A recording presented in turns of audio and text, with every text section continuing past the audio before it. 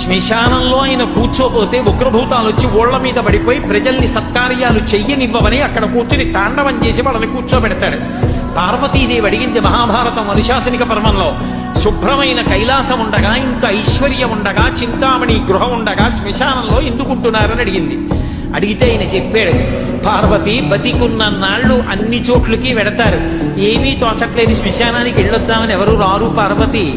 నేనంతవాణ్ణంటాడు, పొడుగ్గా ఉన్నానంటాడు, తెల్లగా ఉన్నానంటాడు, పండితుండంటాడు, పద్యాలు నాకు నోటికొచ్చంటాడు, ఉపన్యాసం చెప్పగలనంటాడు, నాకు పాటలు వచ్చంటాడు, నేను నాట్యం చేస్తానంటాడు, నేను అధికారినంటాడు, నా దగ్గర డబ్బు ఉందంటాడు, నేను పాట పాడగలనంటాడు. ఇన్ని ఉన్నాయనుకున్న వాడిలోంచి ఊపిరి బయటికి వెళ్ళిపోయిన తరువాత వాడిని తీసుకెళ్లి 4 కొత్త కర్రల మీద పడుకోబెట్టి చాప చుట్టి తాడు కట్టి పైన నూలుబట్ట కప్పి తీసుకొచ్చి అన్నీ తీసేసి కర్రల మీద పడుకోబెట్టి కాల్చేస్తుంటే జీవుడు లేచి నిలబడి పుర్రె పగిలిపోయిన తరువాత కన్న కొడుకు కూడా స్నానం చేసి వెళ్ళిపోతుంటే చీకటి పడిపోయాక, అయ్య బాబోయ్ చుట్టూ ఉగ్రభూతాలు, నా వాళ్ళన్న వాళ్ళు లేరు, వీళ్ళని నమ్ముకున్నాను, ఒక్కడు లేడని ఏడుస్తుంటే నేనున్నాను రా అని చెప్పడానికి నేను కూడా లేకపోతే చచ్చిన వాడు 1000 మాటలు చచ్చిపోతారని అక్కడ ఉన్నారు పార్వతి, నా కర్మకాలక్కడ లేనన్నాడు.